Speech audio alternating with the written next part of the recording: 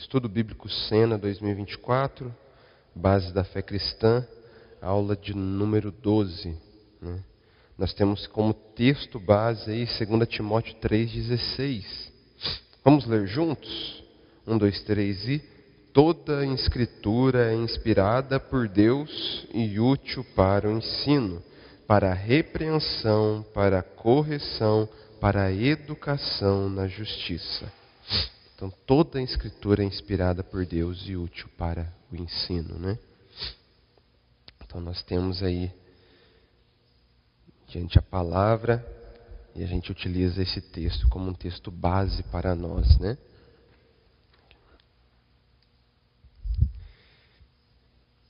Então, hoje a gente vai falar, como está escrito aí, sobre a criação. O que é a criação, né? O que é a criação, o que a gente aprende através da criação aí, né? O que ela é.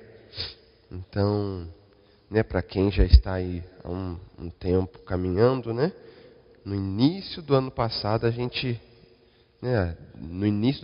até quase metade desse ano a gente estudou Gênesis, né? A gente esteve estudando todo o livro de Gênesis. E dentro disso, obviamente, a gente falou sobre a criação, né? A criação do mundo, como a gente vê ali no início do livro de Gênesis, né? Gênesis 1, a gente vê todas as coisas sendo criadas.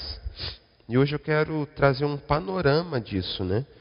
Um panorama da criação, entendendo realmente sobre a criação, sobre o Criador, né? E até focando aí, né, um pouco na criação e no Criador, como eles conversam, né? Como que Deus age diante da sua criação e como a criação age diante desse Deus poderoso. Então, né, a gente inicia com algumas perguntinhas, né? Perguntinhas essa que a gente encontra na palavra, mas de onde veio o universo? Né? É algo que a gente já parou para pensar pelo menos uma vez na nossa vida, talvez, né? Da onde veio o universo, né? Qual que é a finalidade de tudo isso? Né? A gente vê aí que os estudiosos, eles dizem que existem locais que é anos-luz daqui, que é impossível chegar, né? Locais aí que o homem nunca vai tocar, mas que eles sabem que existe, né? Então, qual que é a finalidade disso tudo, né? Por que existe algo tão lá para cima, algo tão, né, assim, infinito aos nossos olhos? Será que nós deveríamos pensar na criação disso tudo, né, em toda a criação? Será que nós deveríamos pensar em tudo como algo bom ou algo ruim? Né? De onde será que essas coisas saíram? E hoje nós vamos procurar, né, entender como que Deus criou o universo, de que tipo, né, ele é, este universo, né, e como nós devemos pensar na criação hoje também. Esses são alguns dos pontos que eu gostaria de estar aqui conversando com os irmãos e a gente entender um pouquinho disso, né, nesse nosso estudo de hoje. Entender da onde, né, o porquê Deus criou, entender como Deus criou o universo. E eu creio que isso é algo muito pontual de nós sabermos, né, nós como cristãos, entendermos bem isso, porque isso daí é uma das grandes dúvidas, né, que as pessoas têm. Até mesmo muita gente chega a querer conhecer a Cristo a partir disso, né? Tem muita gente que a primeira pergunta delas é, mas, né, como assim Deus criou todas as coisas? Como entender essa criação, né? Você consegue me explicar isso? Muitas vezes a gente dá uma engasgada, né? Diante disso, de conseguir explicar para as pessoas. Mas eu espero que a gente consiga entender um pouco mais e desvendar alguns mistérios aí, né? Então a primeira parte em negrito na nossa folha diz aí, ó, a criação tornou-se realidade. A criação tornou-se realidade. Primeiro pontinho, a primeira bolinha diz aí, ó, Deus criou o universo a partir do nada. Então esse é um ponto interessante. Deus criou o universo a partir do nada. Antes de Deus criar, não existia nada. Ok? Não existia nada. Nada, como eu coloquei, nada além de Deus existia antes de o universo ser criado. Então apenas Deus existia. E quando eu digo Deus aí, eu digo a Trindade como um todo, né? É Pai, Filho e Espírito. Eles já existiam, né? Antes da criação de qualquer coisa, eles já existiam. E até a gente já estudou também, né, algum tempo atrás, falando sobre, né, anjos e demônios, né? E a gente entende também que antes da criação de todas as coisas, Deus, né, provavelmente já havia criado também os anjos, né? E a gente entende também que dentro disso, né, os demônios também foram criação de Deus. Como assim? Eles eram anjos de luz, viviam no céu antes de caírem, né? Antes deles ali se rebelarem contra Deus e caírem, né? E serem expulsos do paraíso, né? Então nós entendemos isso. Então, antes da criação de todo o universo, era isso que existia, né? Continuando aí nesse ponto, todas as coisas que Gênesis 1:1 chama de céus e terra foram criadas por Deus. Então vamos abrir a nossa Bíblia lá em Gênesis 1. Gênesis capítulo 1, versículo de número 1.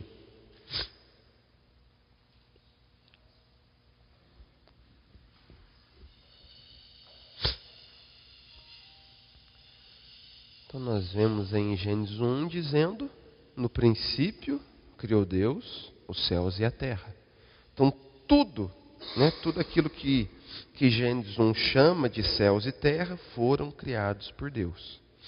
Continuando aí no ponto, João 3 afirma: todas as coisas foram feitas por intermédio dele.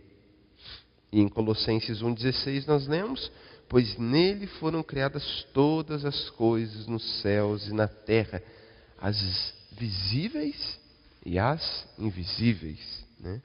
E todos os membros da Trindade estiveram envolvidos neste processo. A gente entende isso, né? Então, nós entendemos que Jesus, o Cristo, né, ele é antes de todas as coisas, embasando principalmente em João 1,3, né, que todas as coisas foram feitas por intermédio dele. Aqui João, o apóstolo João, está falando de Jesus. Em Colossenses 1,16, Paulo também está falando sobre Jesus, né? Pois nele foram criadas todas as coisas, nos céus e na terra, as visíveis e as invisíveis. Nós vemos aqui em Gênesis 1, falando sobre o Espírito de Deus, né? No versículo de número 2 diz: a terra, porém, estava sem forma e vazia. Havia trevas sobre a face do abismo e o Espírito de Deus pairava por sobre as águas. Então aqui a gente vê também a outra pessoa da Trindade, que é o Espírito, né? O Espírito Santo estava também aqui envolto na criação. Então Gênesis capítulo 1 e capítulo 2, versículos 1 e 2 do capítulo 1 nos mostra isso, né? Deus criou os céus e a terra. Só que quando Deus, né, nesse primeiro momento, a gente vê aí no versículo de número 2, falando que a terra, porém, estava sem forma e vazia, né? Então era como se fosse uma grande massa, né? Uma grande massa ali, talvez cinzenta, né? Não tinha essa forma que tem hoje, né? Hoje a gente sabe, né? E eu creio que realmente, né, aquilo que eles trazem, que a terra é redonda. Mas naquele momento, quando diz aí, né, que a terra era sem forma e vazia, é porque a terra talvez não tinha uma densidade, né? Ainda não estava moldada, né? Então, vamos dizer assim, né, atualmente, né, de forma atual, ela seja assim, né? Colocando aqui as nações aqui, né, para a gente poder entender um pouquinho. E, né, ali no momento da criação, se iniciou assim, né, sem forma e vazia, né? Não tinha algo específico ali, era uma grande massa, né? Algo nesse tipo, é o que o versículo 2 tenta nos explicar. E nos diz que o Espírito de Deus pairava sobre as águas, né, neste abismo, né? Então, que era como se fosse um grande abismo, e o Espírito de Deus pairava sobre as águas neste grande abismo. Então é assim que tudo se inicia, né? É assim que Deus iniciou todas as coisas, é assim que Ele inicia todas as coisas. O próximo pontinho diz aí, ó: Deus chamou toda a criação à existência.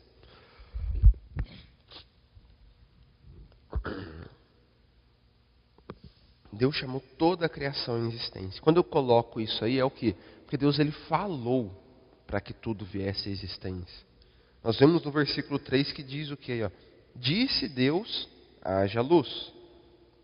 Depois nós vemos no versículo 6, e disse Deus, haja firmamento no meio das águas, separação entre águas e águas.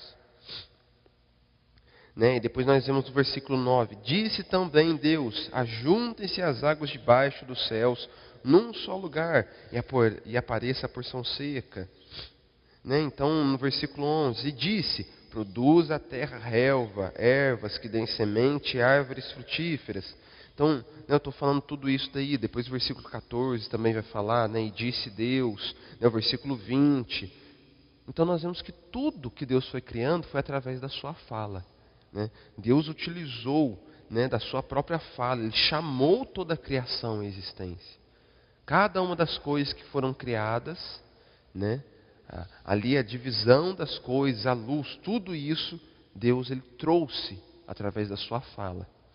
E continuando aí, desde a terra e as águas, as plantas e os animais, isto é, toda a criação, exceto o homem. Toda a criação de Deus, Ele falou e apareceu, exceto o homem. O homem foi uma criação que divergiu do restante. Deus não apenas falou, no momento que criou o homem. Como a gente vê, homem e mulher foram criados pelas mãos divinas e receberam vida do próprio fôlego de Deus. Isso nós vemos em Gênesis capítulo 2, dos versículos 7 ao 22. Então tudo foi criado através da fala de Deus, menos o homem. O homem foi criado das mãos de Deus. A gente vê que Deus molda o homem ali do barro. Ali, após Deus moldar o homem ali do barro, Ele assopra, um sopro de vida sobre ele, ele vem a ter vida a partir daquele momento, Então nós vemos algo diferente aqui. A gente começa a ver algo diferente aí dentro de toda a criação de Deus, que é este ponto, É o ponto onde Deus, Ele cria de forma diferente aquela que é a principal das suas criações, Que somos nós, que é o homem. Então essa criação, a criação do homem, é uma criação mais intimista, É uma criação mais especial, podemos dizer assim, É um sinal, meus irmãos, do lugar exclusivo que Deus designou aos seres humanos. Essa criação intimista que Deus fez o homem, isso que é algo mais íntimo, que é a nossa criação, nos mostra aí que Deus nos colocou em um lugar exclusivo dentro de toda a sua criação. Nós temos um lugar exclusivo dentro da criação. Além disso também, os seres humanos, eles são os únicos que Deus criou a sua própria imagem também, Isso nós vemos aqui em Gênesis 1, 27, Gênesis capítulo 1, versículo de número 27 diz, criou Deus, pois, o homem, a sua imagem, a imagem de Deus os criou. Homem e mulher os criou. Então, algo interessante da gente entender, A gente vê aí que em Gênesis 1, a partir do versículo 26, a gente vê que começa a falar sobre a criação do homem, certo? A partir do versículo 26 do capítulo 1 de Gênesis, começa a falar da criação do homem. Só que depois, no capítulo de número 2, focaliza ainda mais nessa criação. Nós vemos ali no capítulo 2, a partir do versículo de número 4, que vai focalizar ainda mais nessa criação do homem, a formação do homem. A gente vai ver que vai focar um pouco mais nisso. E por que disso? A gente entende o quê? Que o homem foi criado ali no meio da criação. Em Gênesis 1, a partir do capítulo de número 26 aí, o homem é criado. Mas o capítulo 2 de Gênesis é utilizado para quê? Para nos mostrar de forma mais específica como foi essa criação. Então, Adão foi criado ainda ali em Gênesis 1, que a gente vê quando fala, quando Deus fala a si mesmo, façamos o homem à nossa imagem, conforme a nossa semelhança, tem ele domínio sobre os peixes do mar, sobre as aves, etc, etc, Mas depois, no capítulo 2, fala de forma mais específica sobre a criação do homem e depois também a formação da mulher, Mas eles foram criados ainda em Gênesis 1, certo? Isso é interessante da gente entender, É interessante da gente saber. O capítulo de número 2 é utilizado assim de forma mais específica para a gente poder entender minuciosamente como o homem foi criado. Então nós temos algo que o restante da criação não tem. Nós temos algo que o resto não tem. Nós somos criados imagem e semelhança de Deus. Mas a gente tenta entender algo. Essa imagem e semelhança, o que é?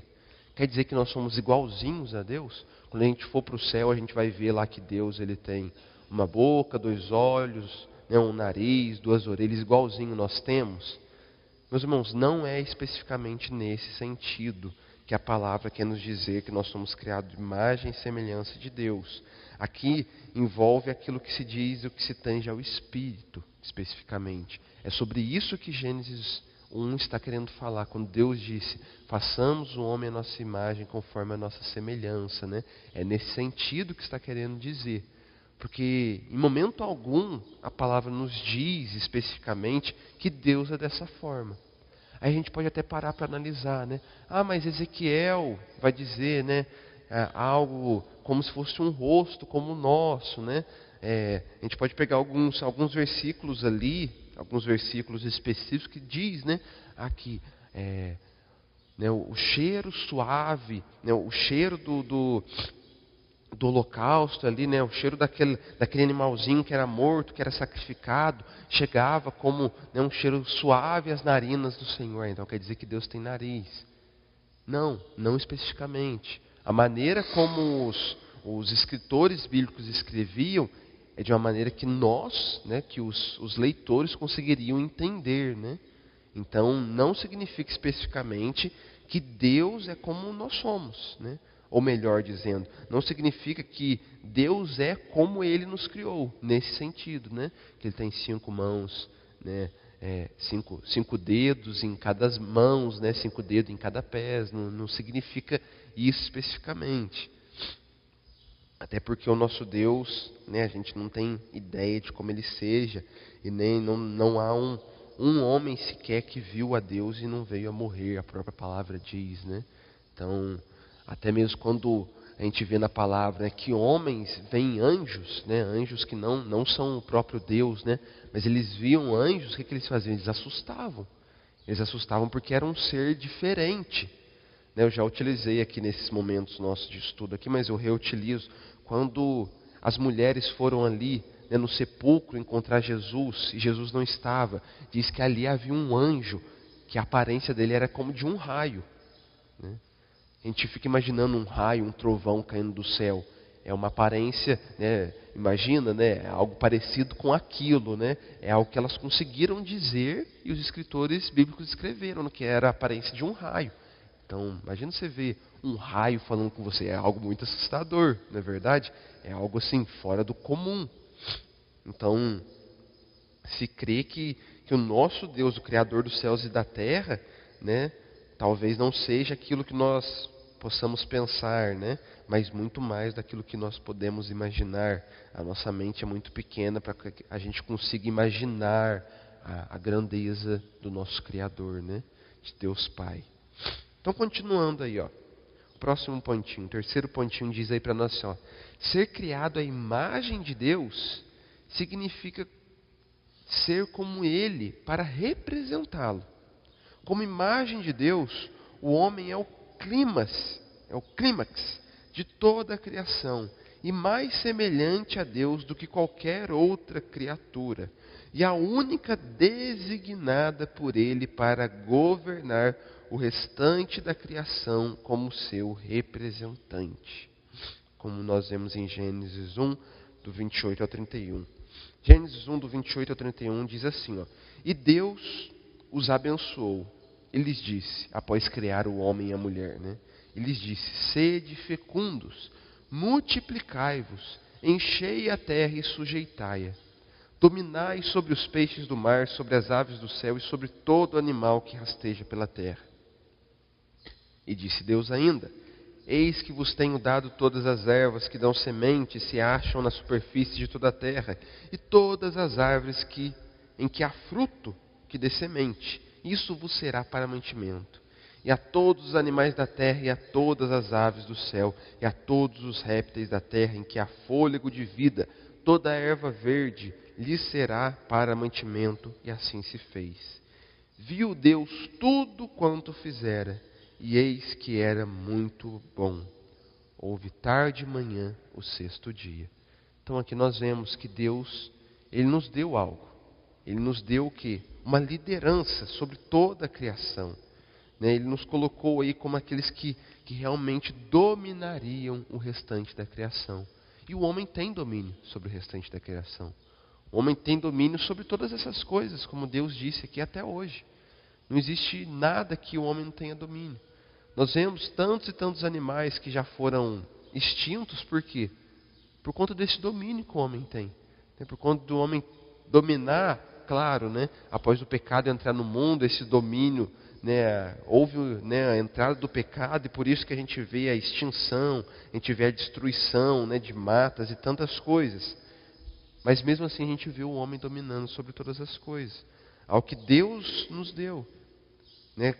E isso tem a ver com aquilo que expõe ser imagem e semelhança dele também. Nosso Deus é aquele que domina, que governa sobre todas as coisas. E diante disso Ele nos deu domínio sobre aquilo que tange ao nosso mundo aqui hoje, Então, meus irmãos, nós entendemos isso.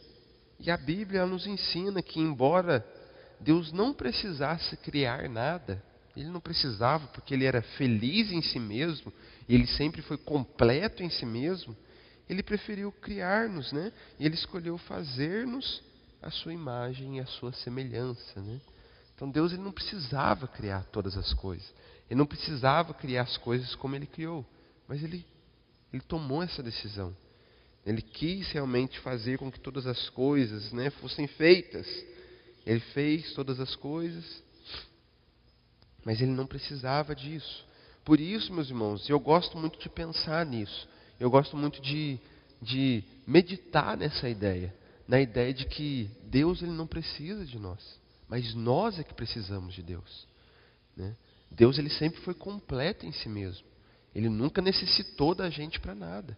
Mas nós, como criaturas, criadas por um Criador Supremo, nós precisamos dele. Nós necessitamos dele em tudo. Ele é o Criador de todas as coisas. Então nós, como as suas criaturas, que nós devemos depender dele em tudo e qualquer circunstância. Amém? Então olha para você ver o próximo ponto aí. E o próximo ponto se diz um pouco sobre a ciência até, Diz aí, algumas vezes as observações científicas do mundo corrigiram os maus entendidos das pessoas. Antigamente, muitos cristãos pensavam que a Bíblia ensinava que o Sol girava ao redor da Terra. Eles se opunham às teorias de Galileu, Talvez você já estudou isso, até na escola, falando sobre Galileu Galilei, É o primeiro homem ali que entendeu que, todos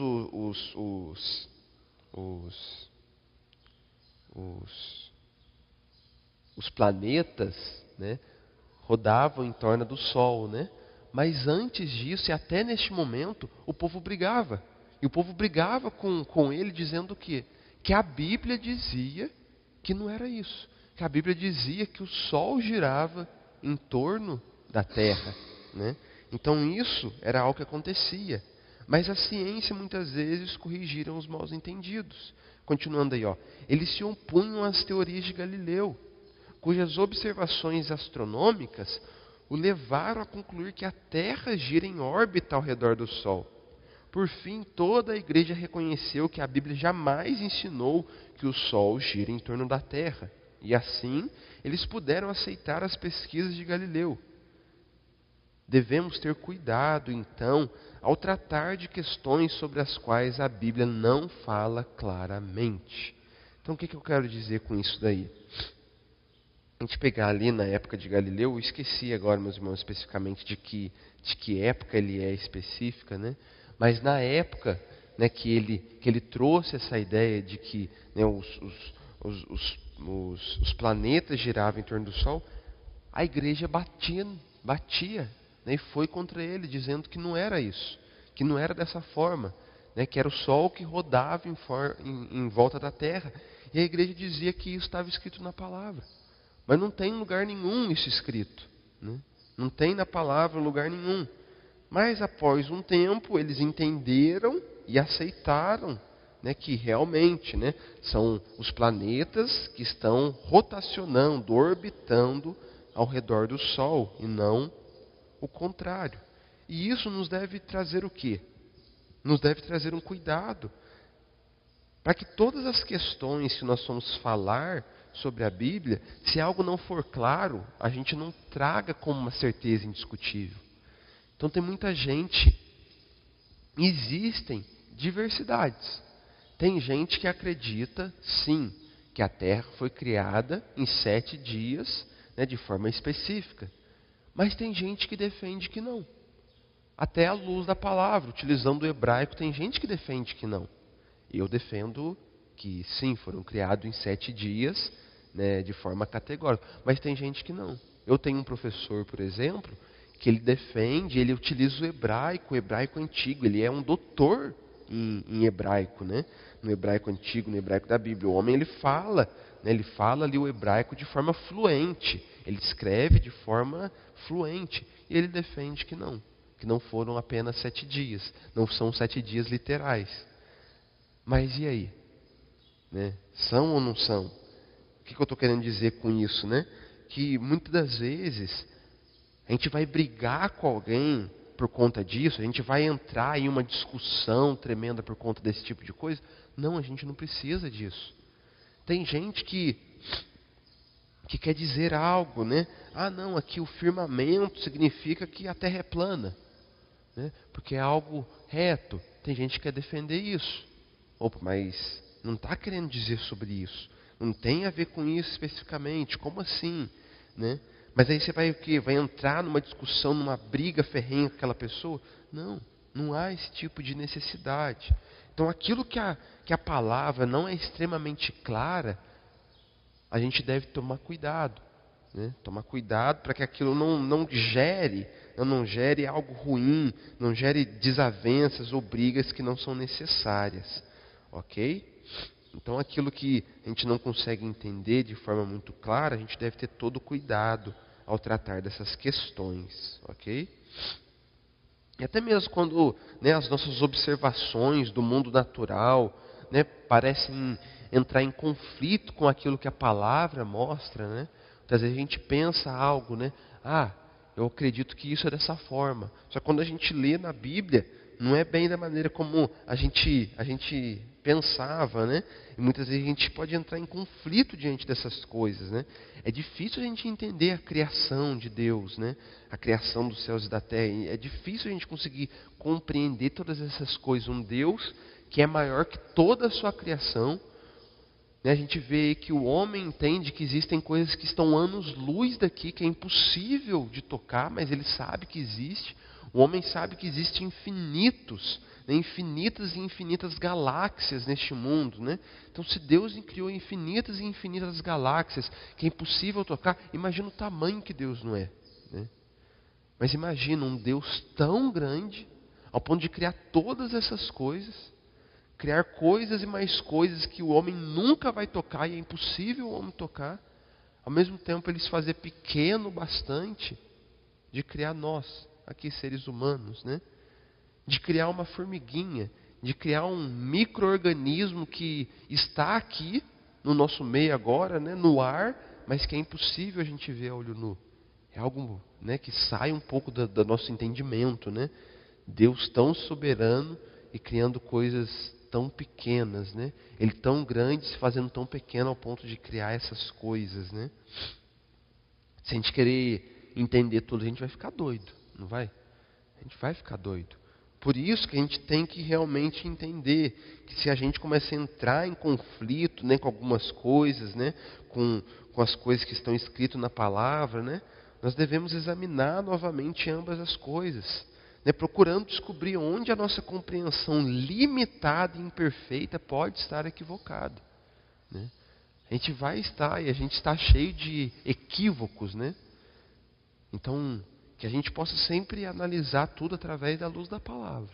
E aquilo que a palavra não analisa, aquilo que a palavra não nos traz como uma verdade indiscutível, que a gente possa se assentar e esperar. Né? Esperar que no dia que a gente estiver no céu, se a gente perguntar para Deus, com certeza Ele vai nos responder a essas dúvidas mirabolantes, muitas vezes, que a gente tem nas nossas mentes, né? Mas nem tudo que a gente busca por resposta, a gente vai encontrar resposta neste mundo, né? Então, continuando aí, o próximo pontinho diz aí, ó, a Bíblia é clara. Em algo a Bíblia é clara. Deus criou a terra e tudo que nela há a partir do nada. Isso a Bíblia é clara, né? Ele criou o homem do pó da terra que havia feito. Então Deus criou o pó da terra, Deus criou a terra e dela criou o homem. Isso a Bíblia é clara. Antes da criação, nada existia senão Deus. Por consequência, nada é eterno além de Deus. Né? Nada é eterno além de Deus. Ninguém além de Deus pode, no fim das contas, governar sobre o que criou. Assim, nada além de Deus é merecedor de nossa adoração. Se Ele é o Criador de tudo que existe, de tudo que já veio a existir ou virá a existir, Ele é o único merecedor da nossa adoração. Não tem nada mais que mereça adoração. E é muito interessante, meus irmãos, ontem à noite eu até estava falando com os jovens sobre missões, né? E tem um livro específico que foi um dos livros que eu li, que eu tive que fazer trabalhos em cima dele, né? A minha esposa também, porque a gente fez uma escola de missões transculturais.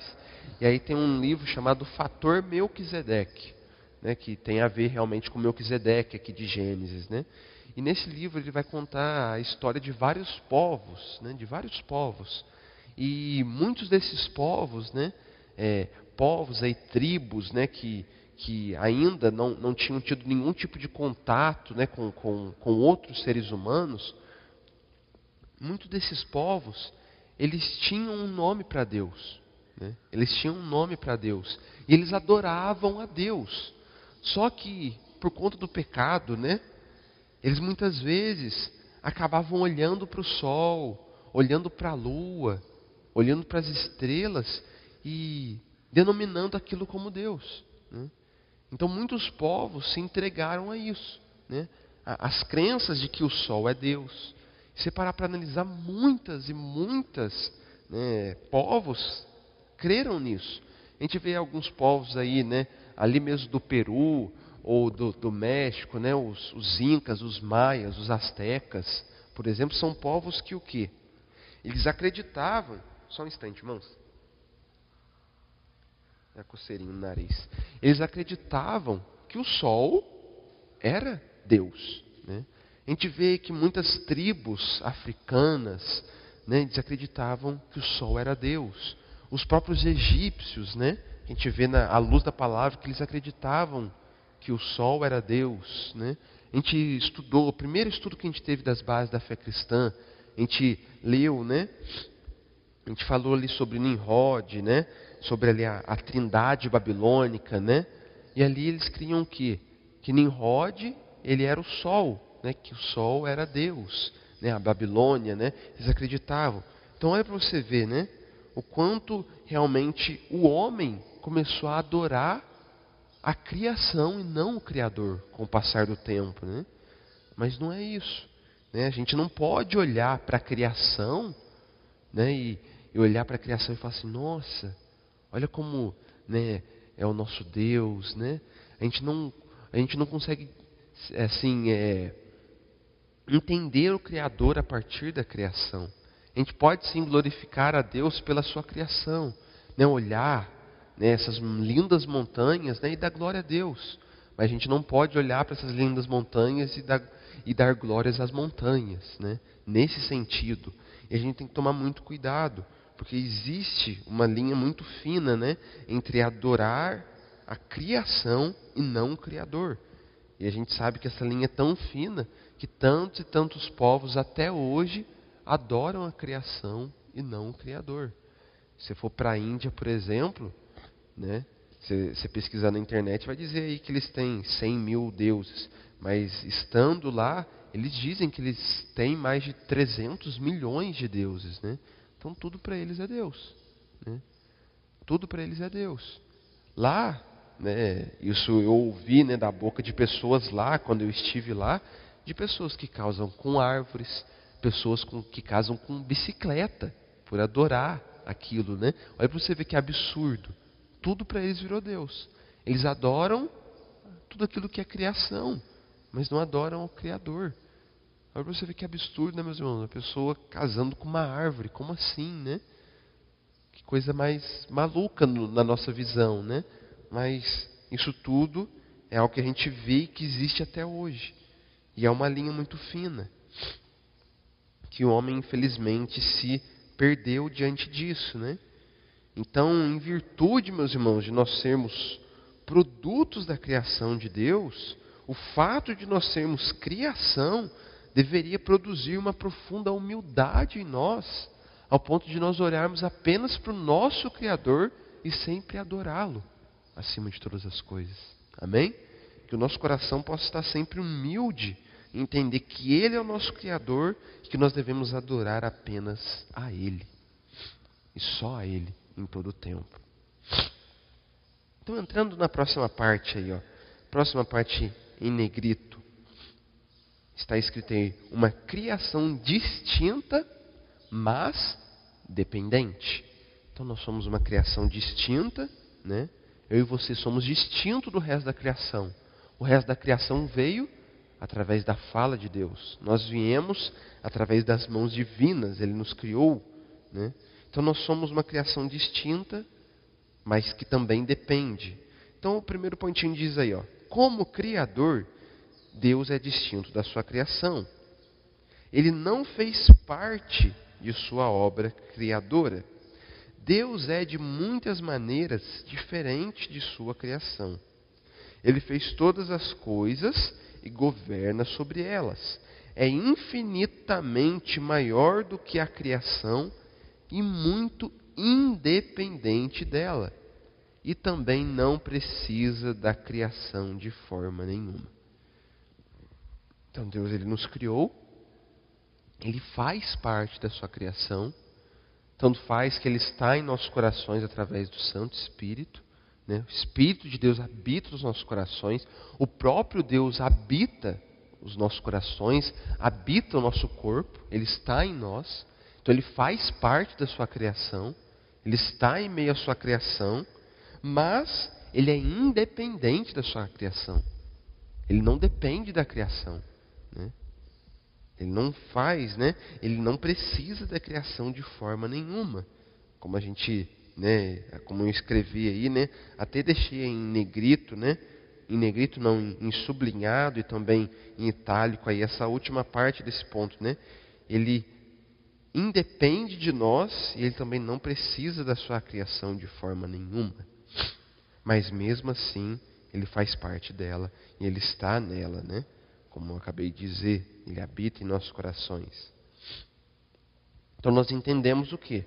Que por mais que Ele não dependa de nós, Ele está intimamente envolvido conosco, né? Como a gente já viu, né? Eu volto a dizer, né? Com o seu sopro, Ele deu vida, né? À sua própria imagem, que somos nós, o homem, né? Lá em Jó, capítulo de número 12, versículo de número 10, diz assim, ó, em sua mão está a vida de cada criatura e o fôlego de toda a humanidade, né? Nas mãos de Deus está a vida de todas as criaturas e o fôlego de toda a humanidade. Então Deus mesmo, né? Ele dá a todos a vida, né? O fôlego e as demais coisas são dadas por Ele. Como nós lemos lá em Atos, né? Paulo diz lá em Atos 17, ele diz lá, né? Pois nele vivemos, nos movemos e existimos. É muito interessante. Vamos abrir lá em Atos 17? Atos 17, a partir do versículo de número 25.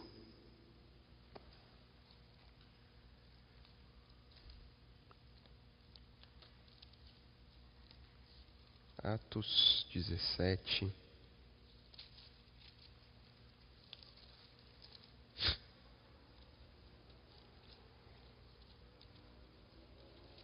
partir do número 25.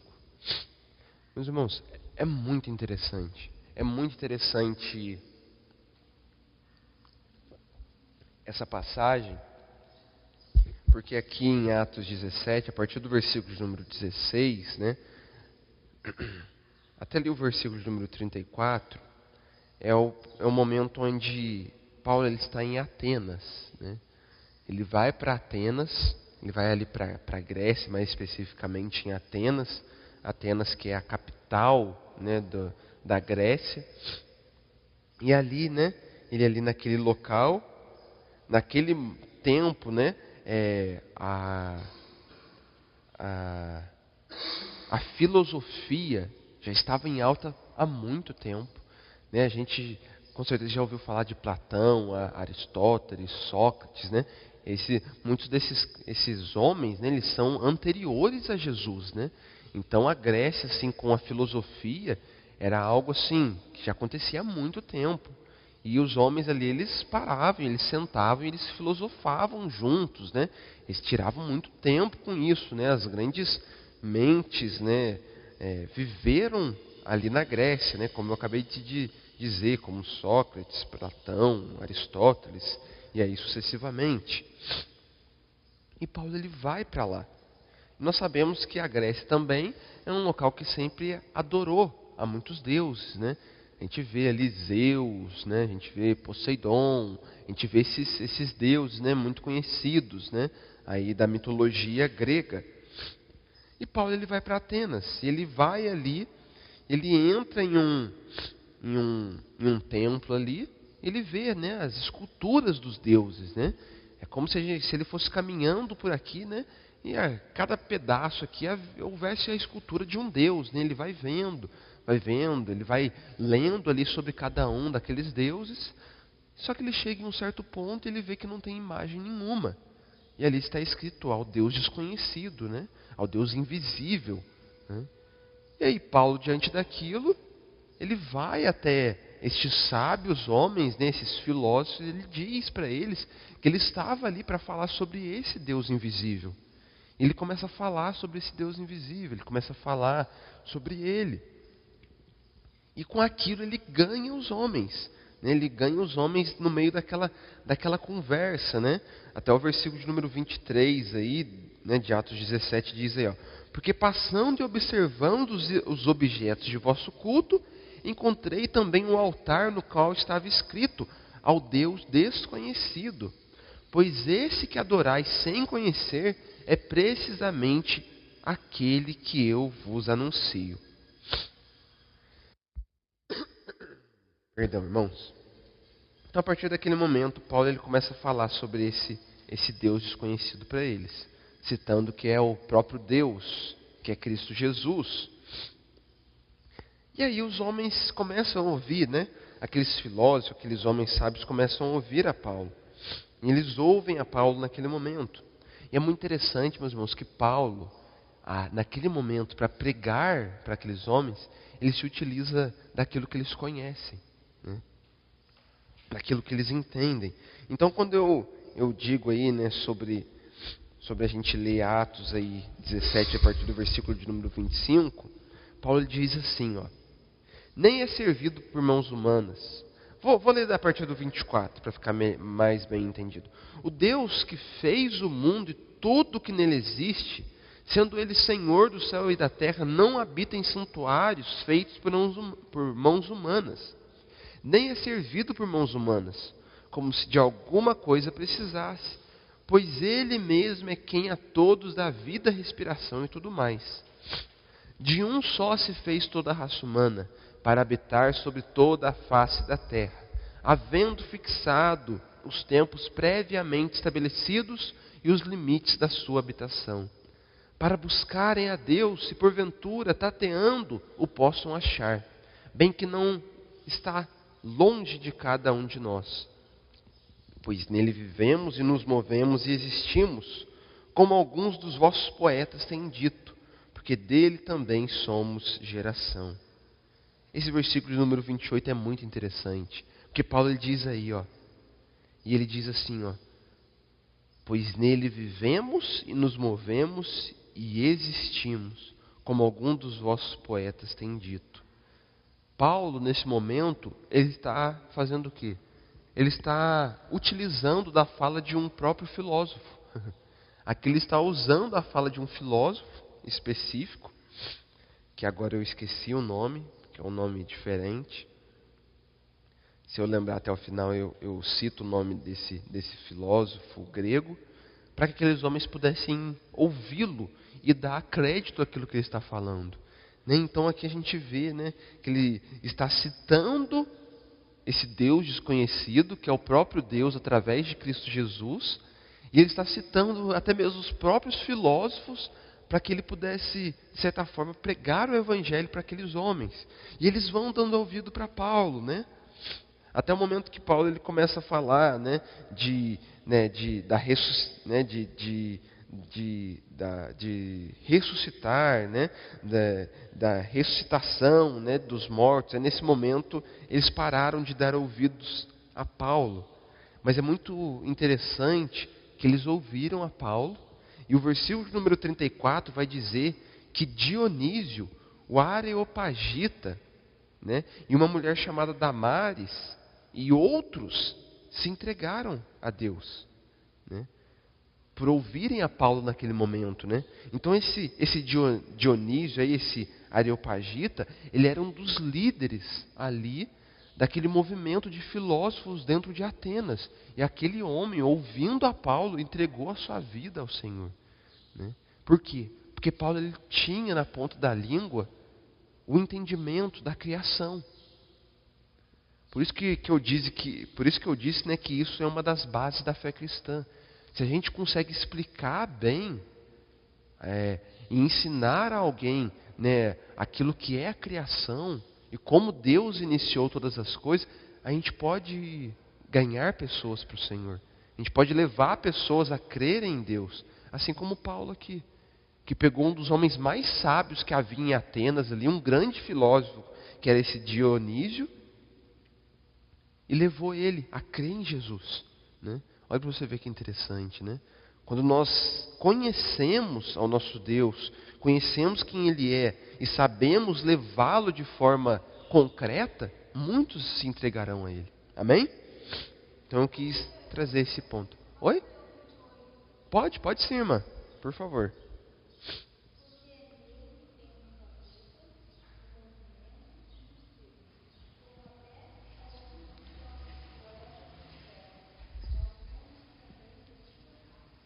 Olha para você ver. Interessante, Então, você vai encontrar isso.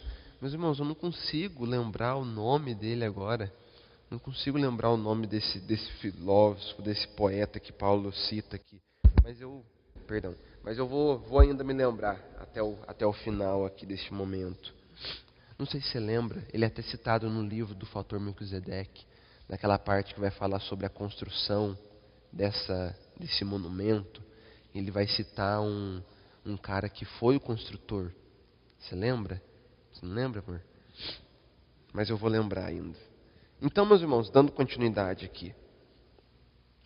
Então, nós somos descendência desse Deus. E se nós sabemos explicar sobre quem é esse Deus, nós podemos tocar e levar muitas pessoas a crer também nele.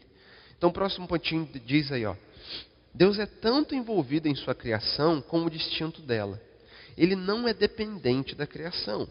Embora Deus seja maior que sua criação, Ele preferiu não deixá-la funcionar por sua própria conta. Em vez disso, escolheu ficar intimamente entremeado com ela, especialmente com as coisas feitas à sua imagem. Então, dessa forma, meus irmãos, Deus ele não está tão afastado de nós que não possa ou não esteja intimamente envolvido em nossas vidas, ou também em nossas lutas. Ele como Criador, mesmo que Ele não precisasse estar envolvido, Ele está envolvido, e intimamente envolvido, em nossas vidas e em nossas lutas. Ele está perto de nós em todo o tempo. E como lá em Salmos 46:1 diz, lá diz assim que Ele é o nosso refúgio e a nossa fortaleza, auxílio sempre em momentos de adversidade, né? Salmos 46, 1. Então, por ser Deus maior que toda a criação e estar envolvido com ela, se nós esperarmos nele, nada nós temeremos, porque ele vai fazer a boa obra dele em nós. Amém? Glória a Deus. Antes de darmos continuidade, vamos dar uma pausinha aí. Vamos dar uma pausinha em 5 minutinhos para a gente tomar um cafezinho, para a gente irmos ao banheiro, tomarmos uma água e a gente já volta, ok? Mas vamos lá e finalizando aqui. Então a próxima parte diz aí, ó, criação glorificadora de Deus. Pontinho diz, toda a criação foi feita para glorificar a Deus. Toda a criação. E quando eu digo toda, é toda mesmo. Os animais, as árvores, tudo foi feito para glorificar a Deus. Uma vez eu vi até um pastor falando algo que eu achei muito interessante. Né? A cadelinha, né? A cachorrinha, quando ela está no cio e ela quer sair para procriar, ela está querendo fazer o quê? Nada mais, nada menos daquilo que Deus criou ela para ela fazer. Ela está querendo glorificar a Deus de alguma forma. Isso é uma verdade. Né? O animal ele quer ali procriar, ele quer dar continuidade. E isso é uma verdade. Eu achei interessante, eu parei para analisar isso. Então as árvores, né? As árvores, tudo glorifica a Deus de certa forma. Né? A árvore, quando ela recebe algo e ela devolve de outra maneira, né? Ela recebe ali o carbono e devolve como oxigênio, cara, isso ela está glorificando a Deus, porque é para isso que ela foi criada. Né? E ela está fazendo o que Deus criou ela para fazer. Então tudo de certa forma glorifica a Deus. E tudo foi criado para glorificar. Até como eu coloquei, ó, Salmo 19:1 diz, né, os céus declaram a glória de Deus. O firmamento proclama a obra das suas mãos. Então está vendo? É isso que o salmista está querendo trazer de certa forma, né? Deus diz que também fomos criados para a sua glória. Isso está escrito em Isaías 43:7. Na verdade, o papel de Deus como Criador o torna digno de nosso louvor. Tu, Senhor, e Deus nosso, és digno de receber glória, a honra e o poder, porque criaste todas as coisas e por tua vontade elas existem e foram criadas. Isso está escrito em Apocalipse 4:11, né? Então, meus irmãos, a criação de Deus mostra o seu poder, mostra a sua sabedoria superior à nossa, né? Isso até a gente entende à luz de Jeremias 10:12 também, né? Até mesmo aqui uma breve reflexão, né, sobre a complexidade, a diversidade e a beleza da criação produz em nós o louvor, né, a esse Deus tão poderoso, né, a sua sabedoria, a sua inteligência, né? A gente começa a pensar em tudo que Deus criou, isso deve fazer o que conosco? Deve nos dar esse, né, nos produzir louvor a Ele, né? Tudo que a gente imagina sobre tudo aquilo que Ele criou, né? Vou fazer um parênteses aqui, né? Um parênteses rápido. Aquele que Paulo cita aqui em Atos é Epimênides, certo? Epimênides. Tem até uma história, né? Que nesse livro o Fator Melquisedeque conta, dentro desse parênteses ainda, né? Que Atenas, a cidade de Atenas estava passando por um grande problema, né? Uma grande doença estava vindo contra Atenas. Eles foram numa outra cidade grega e chamaram Epimênides para Atenas. E eles chamaram Epimênides e Epimênides disse assim para ali os anciãos, né? Ó, amanhã de manhã vocês vêm aqui com 10 pedreiros e 10 ovelhas, né? Venham até mim amanhã de manhã que a gente vai fazer algo. E aí, beleza, né? Eles vieram e o que aconteceu? Epimênides foi em frente a um barranco, né? Não era bem um barranco, era um gramado, né? Que era uma descida.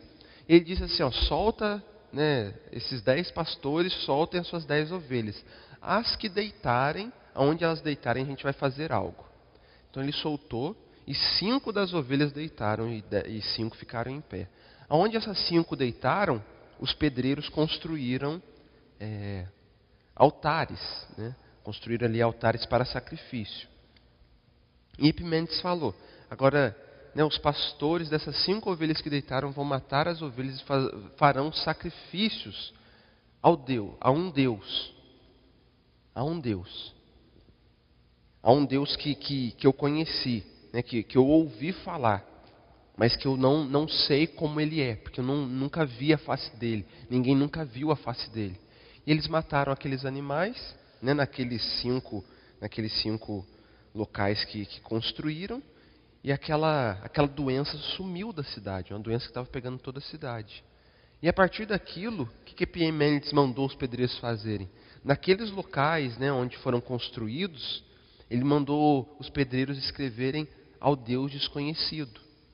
Aí o que dizem, né, o que os relatos contam? Que muitos anos depois, né, homens levando os seus animais para pastar, viram um bolo alto assim de barro, de grama e tudo mais, e eles começaram a cavucar porque era diferente. Ali eles encontraram um altar escrito ao Deus desconhecido.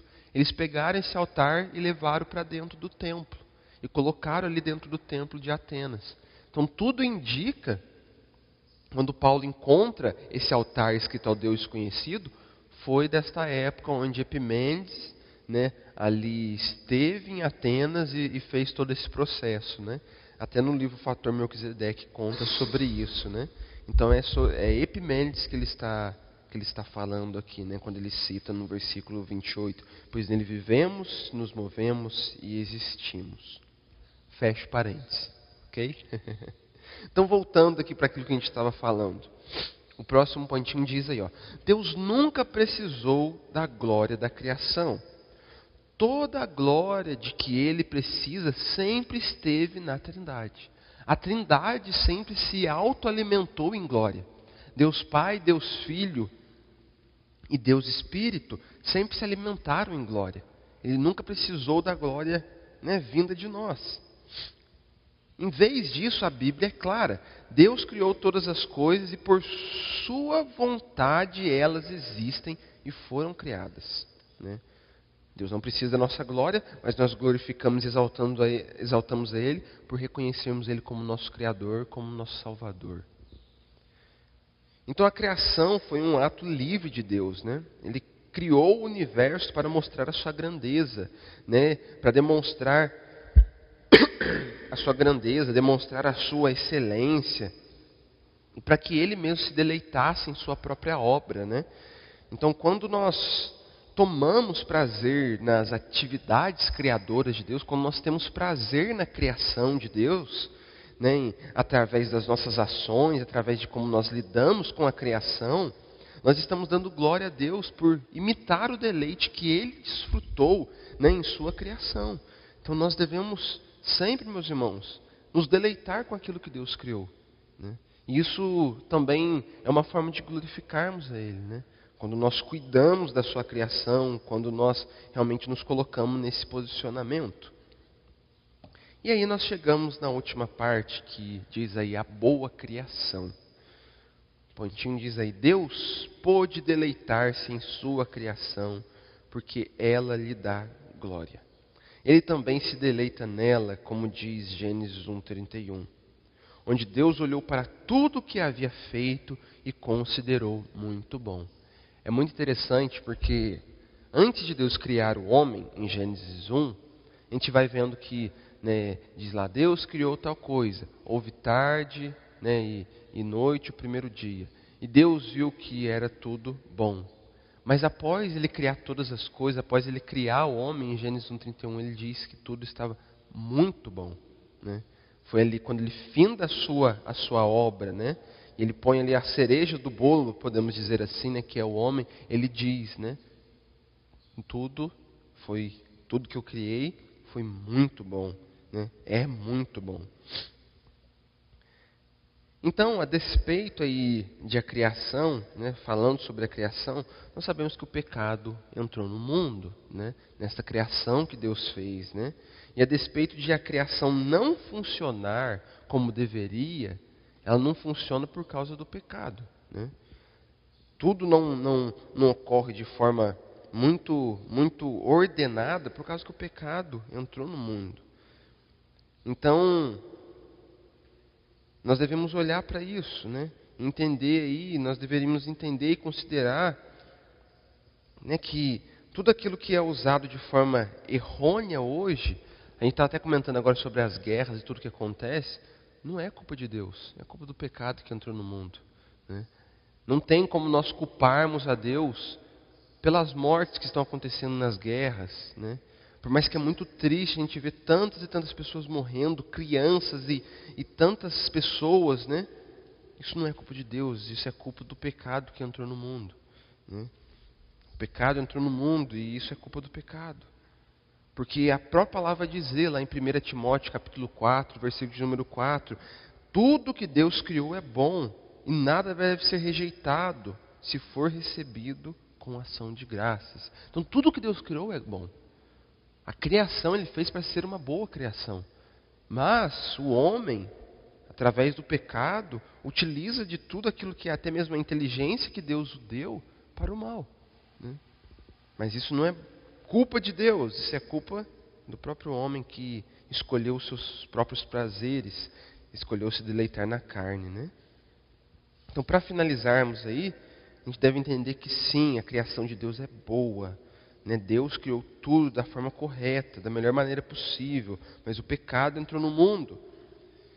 E diante disso, nós devemos usar alegremente a terra generosa que Deus nos deu e procurarmos cuidar dela de maneira que traga glória e honra a seu nome. Então a criação é boa, se nós soubermos utilizá-la dela da forma correta. Amém? E aqui nós finalizamos o nosso estudo de hoje, né, meus irmãos? Diante disso, nós finalizamos o nosso estudo. Eu espero que, por mais que tenha sido um panorama aí sobre a criação, né, a gente possa estar saindo daqui entendendo um pouquinho mais, né, de tudo aquilo que Deus criou, né, entendendo realmente quem Ele é diante disso, e principalmente também entendendo, né, que Ele não depende de nós, mas nós dependemos daquele que é o nosso Criador. Amém? Vamos ficar de pé então, neste momento? Vamos ficar de pé. Hoje à noite, às 20 horas, nós temos o nosso culto da família, que possamos nos reunir hoje, né, para exaltar o nome do nosso Deus aqui juntos, né, e as demais coisas que vão acontecendo na igreja. Hoje à noite nós estaremos falando também. Então feche seus olhos, vamos orar finalizando este momento. Santo Deus, o Senhor, ó Pai, que é o Criador dos céus e da terra e de tudo que nela há, é diante do Senhor que nós nos colocamos em temor neste momento, em oração. Pai, nós reconhecemos a Tua soberania, a Tua majestade. Nós reconhecemos o quanto nós necessitamos de Ti, para tudo que somos, para tudo que fazemos. Reconhecemos que precisamos estar realmente diante do Senhor, caminhando junto ao Senhor, vivendo para o Senhor. Pai, nós lhe pedimos que o Senhor possa nos ajudar a entender e compreender que sem o Senhor nós não somos nada. Que nós precisamos do Senhor, que não é o Senhor que precisa de nós. Possamos entender verdadeiramente que amar o Senhor acima de todas as coisas é o necessário para nós vivermos uma vida boa nessa terra. Nós te agradecemos por tudo aquilo que o Senhor nos entregou. Nós te agradecemos, Pai, por todo o seu cuidado. Te agradecemos pelo tamanho amor que o Senhor tem por nós. Te agradecemos, Pai, porque nessa manhã nós pudemos estudar um pouco mais à luz da Tua palavra, entender e perceber que o Senhor é soberano, o Senhor é poderoso e que é o único que merece todo louvor e toda a honra e toda a glória dada por nós. Hoje nós saímos daqui entendendo isso, Pai, e te agradecemos por este tempo. Eu lhe peço, Santo Deus, que o Senhor possa levar cada um dos meus irmãos para suas casas, debaixo da Tua santa proteção, Deus. Abençoa o nosso domingo, abençoa também o nosso culto hoje à noite. Esteja conosco em todo o tempo, Pai. Assim nós oramos, em nome do Teu Filho Jesus, e que todos nós possamos viver para Ele, sempre mais e mais. Assim nós oramos e todos dizem amém.